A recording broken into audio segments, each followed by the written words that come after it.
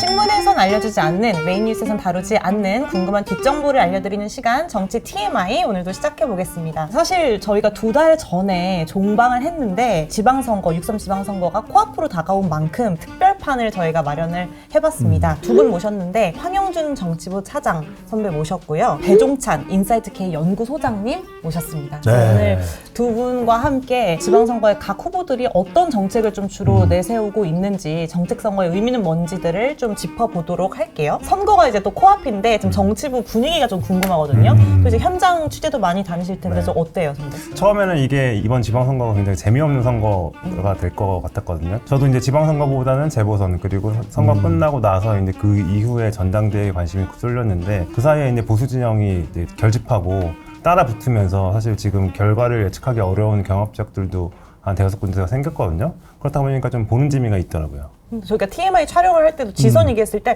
이거 당연히 민주당 압승이다. 그러니까, 볼 것도 없다. 15대 1, 14대 2 이 정도였죠. 의외로 또 지금 관전 포인트가 많은데 소장님 보셨을 땐 좀 어떠세요? 아니 그러니까요. 이게 왜 그런 현상이 벌어지냐면 등장인물 자체를 알 수가 없는 상황이 돼버렸어요. 네. 이재명 대통령이 또 등장하죠. 대통령. 여기다가 또 박근혜 대통령이 등장해버리죠. 등장하죠. 생각지도 못한 상황들이 막 벌어지는 거예요. 어느 선거가 스타벅스까지 등장을 해요. 그쵸. 정말 예상 못했죠, 이거. 그래서 이게 더 흥미진진해지는 거예요. 선거 원래 그럴 재밌죠. 맞아요. 안착도 모르고 끝까지 네네. 가봐야 되고.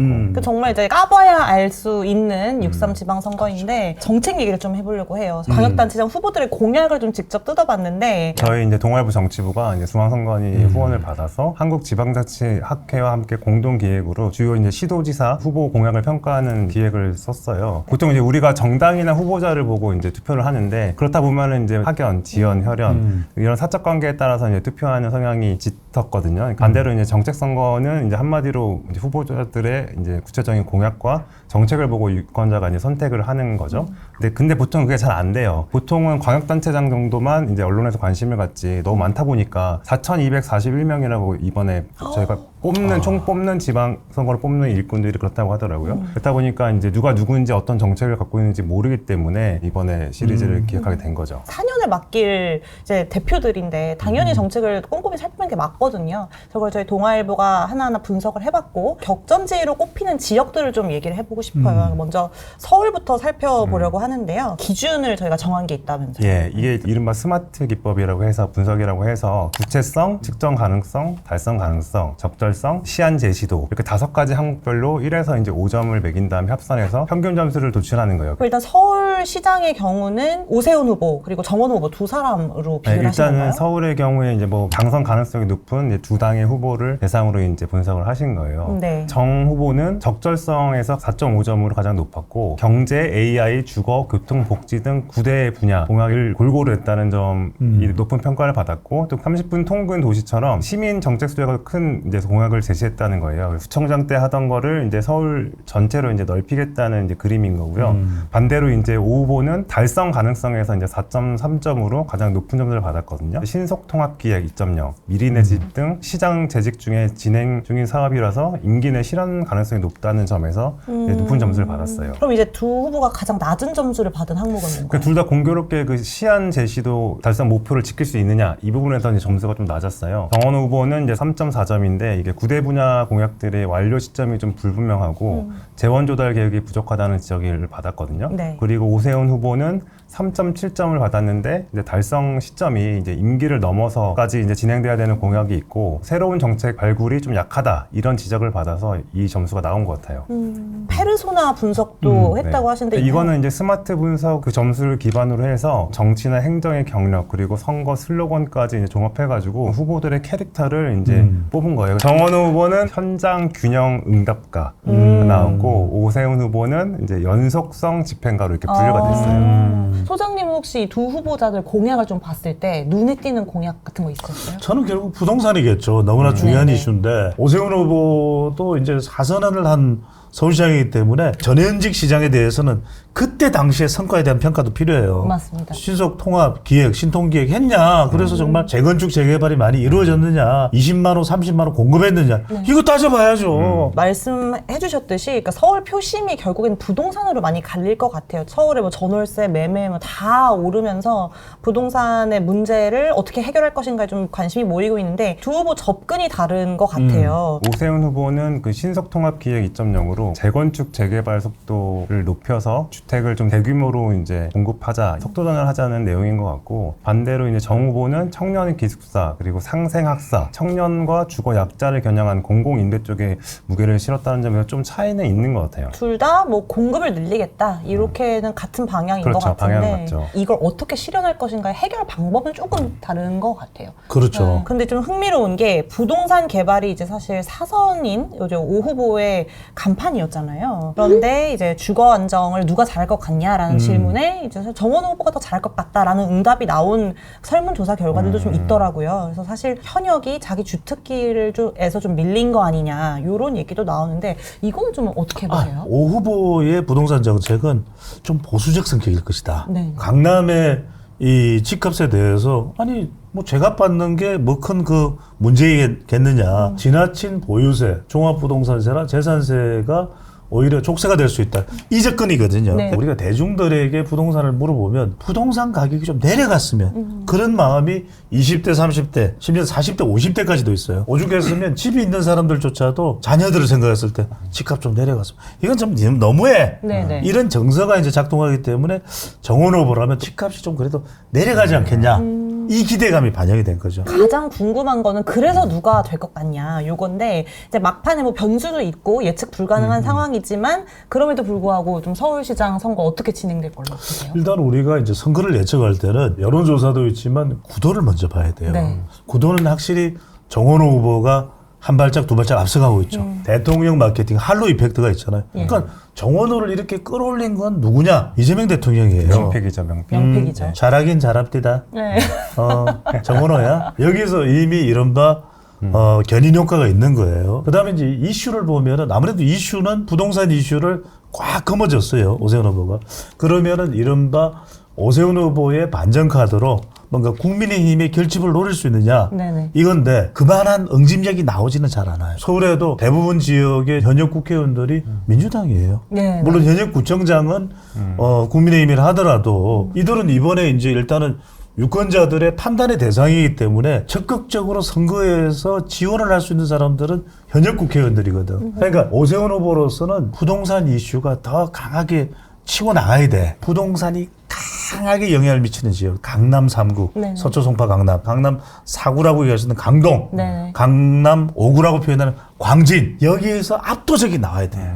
소장님이 거의 다 웬만한 포인트는 다 짚어주셨는데 제가 네네. 한 가지만 보태면은 그 정원 후보의 강점이 하나 있는 게 성동구가 바로 이제 강남 바로 위에 있잖아요. 네. 그래서 거기에 어떻게 보면 같은 생활권이란 말이에요. 그래서 강남 3구 주민들 중에서도 호감을 갖는 60대 이상 어르신들도 호감을 갖는 분들이 많다. 이 포인트가 좀 있을 것 같고 오 후보가 이제 많이 따라 접근은 있긴 하고 또 이제 보수 진영에서 결집은 하고 있는데 최근에 바로 앞서 터진 게 이제 서서분 고가차도 그쵸. 이게 안전 이슈가 터졌잖아요. 네. 사실 정원 후보가 제일 강조하던 게 안전 부분이었거든요. 이게 오 후보한테는 아무래도 불리하게 영향을 미칠 것 같고 또 그런 점들에서 봤을 때 크게 달라지진 않을 것 같다. 정원 후보가 조금 더 유리한 상황인 것 같다. 서울은 어쨌든 정원호 후보가 조금 앞서는 것으로 두 분 다 얘기를 해주셨고 부산으로 가보도록 하겠습니다. 박형준 후보가 연임에 도전을 하는 현역시장이고 전재수 후보가 이제 해수부 장관 출신으로 도전을 했는데 둘 다 중량급이거든요. 배 소장님 이번 판세 어떻게 읽고 계십니까? 저는 뭐 결론부터 말씀드리면 전재수 쪽으로 물이 좀 더 들어와 있다. 오, 무게추가. 왜 그러니까 그렇죠? 첫 번째 이유는 뭐냐면 해수부, 네. 그다음에 해수부 해양수도. 네. 예, 이걸 예, 각 예. 잡아버렸죠. 키워드를. 그다음에 HMM이 부산으로 간다. 지지율만 놓고 보면은 비슷해요. 민주당하고 국민의힘하고. 네. 네. 근데 이제 정서적으로 보면은 조금이라도 더 보수가 많긴 하죠. 근데 이걸 개인기로 돌파한 거야. 재수 아이가. 그러니까 부산 북합을 이 전재수가 따낸 가장 큰 배경은 뭐냐면 친밀한 페르소나 리더십이에요. 선거운동할 때도 나이든 여성분이 계시면 누님 재수입니다. 힘드시지? 남성분들 형님 재수입니다. 어디 힘드십니까? 좀 주물러 드릴까요? 재수가 재수다. 이런 판단을 들게끔 만들어버린 것이거든요. 그러다 보니까 그 개인기가 이른바 통일교나 까르띠에 이 의혹을 상당 부분 잠재웠어요. 이게 의혹이 없는 건 아니야. 그렇죠. 수상쩍어. 공천을 받은 바로 그 다음에 무혐의가 났잖아요. 그렇죠. 말이 돼? 그럼에도 불구하고 박형준 후보가 뭔가 한 방이 없는 거야. 이럴 때는 현역 프리미엄이 짱하고 나와야 되거든요. 내 온몸을 던져서라도 부산 북구를, 동구를, 남구를 환타지하게 만들겠다. 네. 근데 그 계획이 없는 거예요. 제일 결정적인 건 뭔지 아세요? 뭔가요? 전재수를 빵! 밀어주는 거 뭔지 아세요? 이재명 대통령. 대통령. 다 부산을 방문하잖아요. 그렇죠. 이틀이나 네. 있었죠. 보통은 가면은 부산은 대통령은 자갈치시장만 갑니다. 그렇죠. 예. 윤통 때도 자갈치만 갔죠. 그런데 남항시장을 갔어. 남항시장. 60년 만에 대통령이 왔네 이러거든. 게임 끝. 전재수 럭키 보이네요. 재수.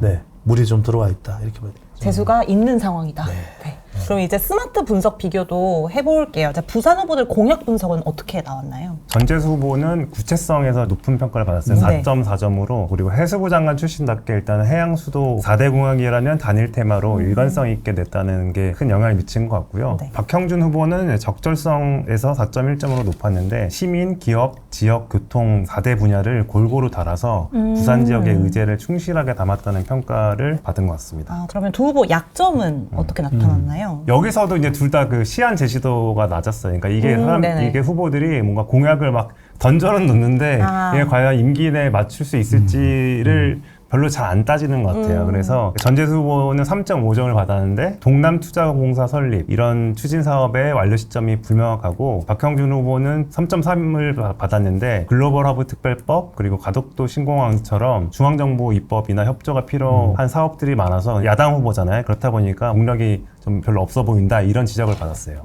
두 후보들 페르소나는 네. 어떻게 나왔나요? 전재수 후보는 해양 집중 비전가 오, 그리고 네네. 박형준 후보는 입법 중심 행정가로 분류됐어요. 그러니까 이게 전재수 후보는 국회의원이자 해수부 장관 출신으로서 이제 해운기업 이전과 같은 성과를 내면서 네. 어떤 추진력을 입증했다는 점이 높은 평가를 받았던 것 같고요. 네네. 그리고 박 후보는 이제 부산시장 경험을 앞세워서 특별법 같은 입법으로 자원을 확보하고 행정으로 집행하는 능력이 돋보였다는 점이 반영됐습니다. 알겠습니다. 두 후보 공약이 좀 차별화가 확실히 됐다고 보시나요? 아니 그렇죠. 전재수 후보의 전략은 분명해요.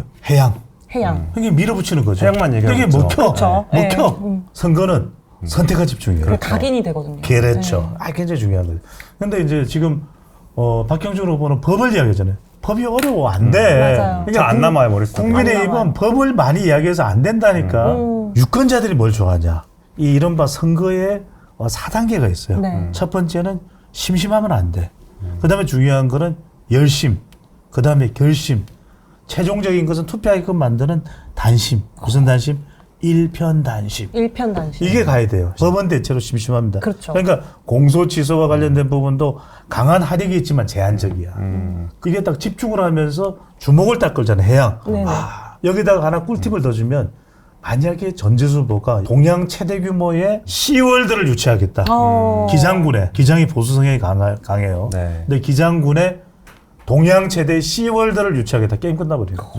같은 맥락인데, 그러니까 전재수 후보는 이제 해양수도 부산에 모든 걸 걸고 이제 해수부 이전 그리고 해사 전문 법원, HML 유치, 동남 투자공사까지 이제 해양 산업을 하나로 묶었고 반면에 박형준 후보는 반대로 시민, 기업, 지역, 교통 4대 분야 이렇게만 봐도 뭔가 분야가 여러 가지잖아요. 이렇게. 그리고 15분 도시 같은 생활 정책도 챙기다 보니까 이게 좀 서로 색깔이 다른 측면이 있더라고요. 전재수 후보는 해양 도시로 뭔가 크게 발전시키겠구나. 미래지향적인 느낌도 있고 머리에 딱 남는데 박형준 후보는 좀 뭔지 이렇게 모르겠어요. 임팩트가 있는 게 없어요. 임팩트가 있는 게 좀 없다. 이제 막판 변수까지 포함해서 부산시장의 이제 선거는 어떻게 좀 흘러갈지 좀 변수 있을 거라고 보세요, 선배. 부산이 원래 야도잖아요. 근데 야도라고는 하지만 YS 이후부터는 어쨌든 보수 쪽이라고 보는 게 맞을 것 같거든요. 네. 사실 부산 그 지방선거도 보면은 오거돈 시장 이 됐을 때 빼고는 대부분 다 이제 보수당에서 이제 가지고 차지를 했고 저희가 며칠 전에 여론조사를 했는데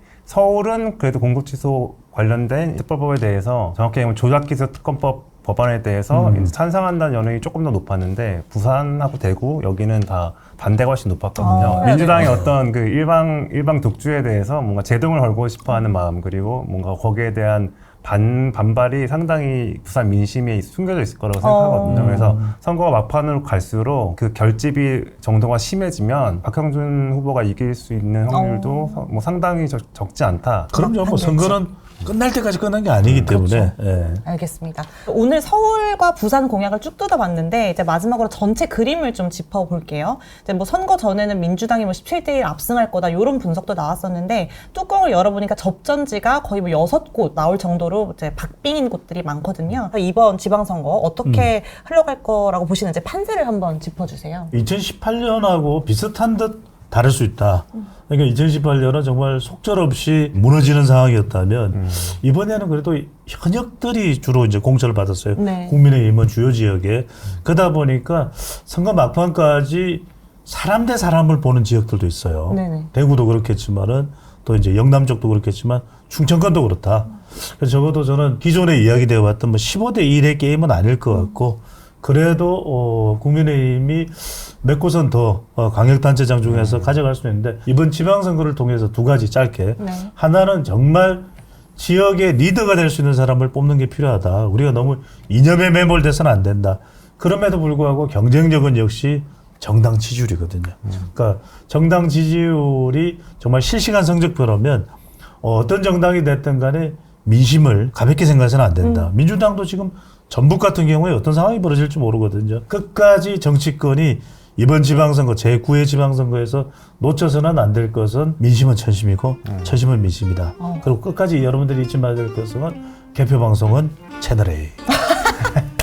가장 중요한 말씀. 개표 방송은 채널A. 저희가 오늘 이렇게 지방선거 특별편으로 각 후보들의 이제 공약을 뜯어보는 시간을 마련을 했는데 유권자 여러분께서도 공약집 한번 훑어보시고 투표하러 가셨으면 좋겠습니다. 오늘 함께해 주신 두 분 너무 감사합니다. 감사합니다. 고맙습니다. 감사합니다. 자, 선생님 빨리 고생하셨습니다. 가시고.